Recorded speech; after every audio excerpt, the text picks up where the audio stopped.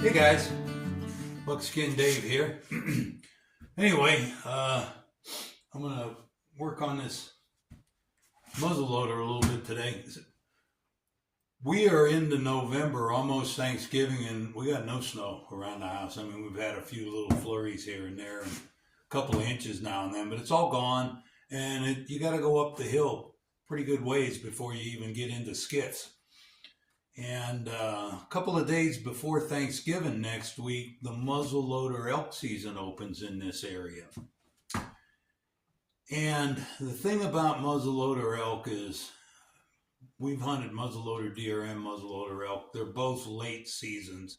They're both usually the most miserable, cold, crappy weather. But it looks like the opening week of it might not be so bad. So we're going to try to get out there Tuesday and Wednesday before Thanksgiving, maybe even on Thanksgiving Day in the morning. So what I'm doing is I'm getting Sarah's muzzleloader kind of up to snuff, and we're going to shoot it here in a minute. And last week we did my 58. Basically, Sarah's muzzleloader, I built it first, and it's almost exactly the same as the 58, except the caliber. So let me show you this one. I built this one first, and I shot a deer with it first season. But I like the wood on this one. It really came out a little more stripy, which, you know, it is what it is, I guess. It's pretty nice wood. And I always like my hunting rifles, even on muzzle, I got to have a strap. I can't pack that rifle.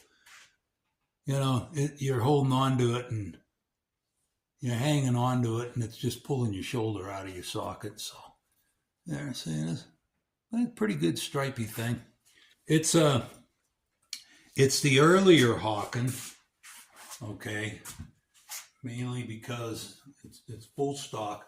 The full stock, even after they started making the Plains rifle, the half stock Hawken, the full stock was still kind of popular. People liked it. So, and I do too. I really like the full stock more than. So, this one's full stock. It has the early trigger guard, which is denoted by this flat. So, in this one I rust browned everything. And when we had that fire a few years ago here, we were in the ready, set, go deal, you know, where we had to get out of here. And I had these in the truck, and it got damp. And there was a little bit of damage. It didn't hurt the bore, but you could see there's a little cosmetic damage on there. And so I was going to take it apart and polish it and rebrown it, but that's honest damage that happened for a reason, you know, not necessarily a use, but it's honest damage that happened in the life of it, so I might just leave it alone. It still shoots just fine. I hit a deer. I put a deer down with this, 93 yards across a canyon, and he just rolled right down to the bottom of the hill. Anyway, we're going to shoot that today. So Sarah seems to shoot this one better than the one that she was using. One she was using was one that a friend of mine built, Steve Zinn. I bought it years and years ago. And it still shoots good and stuff, but she seems to like this one better. So, okay. The last time I shot this gun, I killed a deer with it. I'm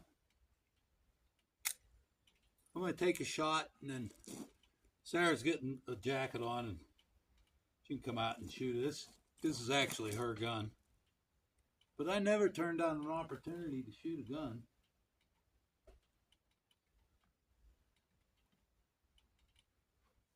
Holy shit. Okay.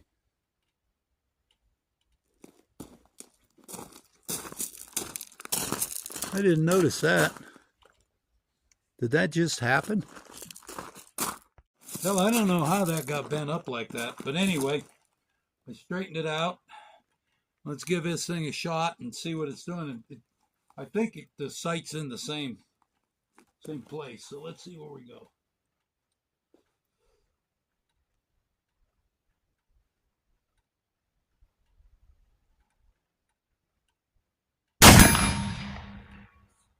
Wide lobe, I think that hit dead center.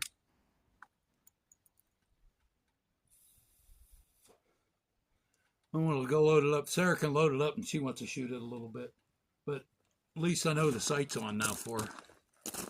So yesterday I tried to do some video with the Blackpowder shotgun just because there was some comments that kind of wanted to see some. So I had some old shells that I'd loaded up with that 777, the Trip 7. I don't like that shit. So anyway, I wanted to get rid of that. So I went out and it was like one of those, let's see if every possible thing can possibly go wrong every time. The shells that I had, they were plastic hulls. And apparently they didn't always want to work through the pump shotgun. They worked okay through the double barrel, the side-by-side. And then, of course, you have the bird thrower, you know. And sometimes it throws it perfectly and you can shoot it. And sometimes it comes up in pieces. Sometimes there's a big enough piece you can pick out and shoot. The problem is they never work together, okay? Bird would come up perfect, the thing would jam up in the pump, okay? Or vice versa. Everything would go good and I'm shooting little pieces because the bird come up.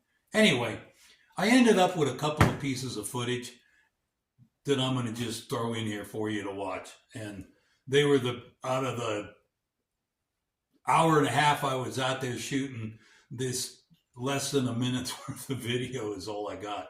Anyway, enjoy it, and we'll get back to shooting this other gun here. Double first.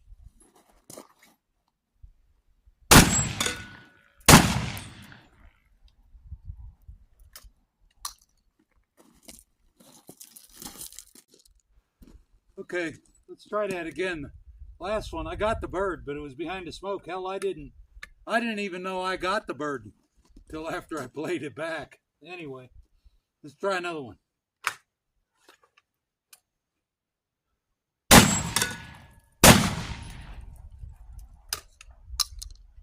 Had to go for the bigger of two pieces. I hope you saw that. This thing is a fun gun to shoot. Let me get some more shells. That one, the gun worked fine. The bird come out in pieces. Let's try another one.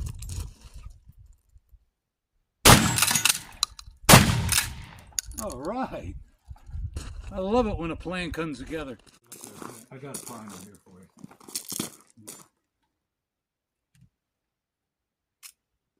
All right. And give her a try.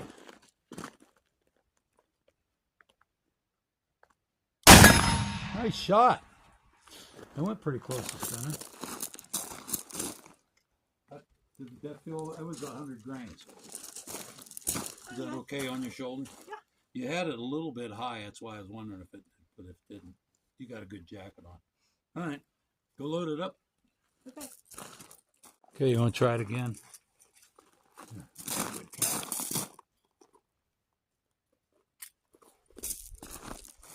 All right, go ahead. Teaspoon's okay, she's off there. Hey, T, here. So good? Yeah. Good shot. So you got the feel of that trigger. There's just a teensy bit of take up and then it's pretty good.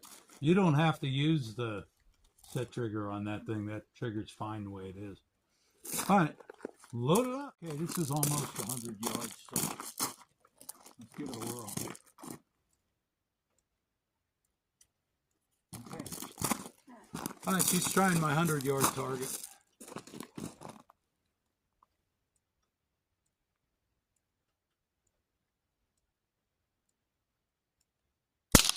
Whoa, whoa, whoa, keep it pointed that way.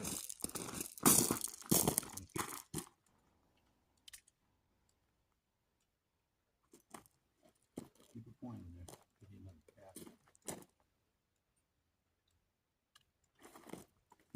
All right, try it again.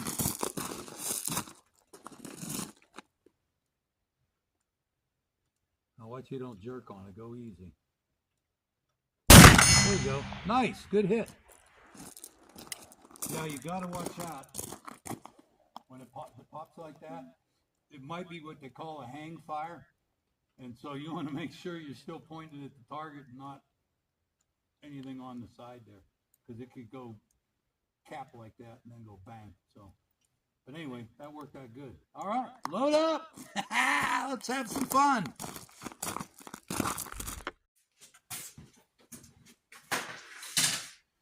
Well, anyway, so we shot a little bit. I think she's doing good. She's shooting offhand at almost 100 yards, just under 100 yards. Same thing I was shooting those other guns at. So I think we'll be good there. Anyway, I'm going to wipe this thing.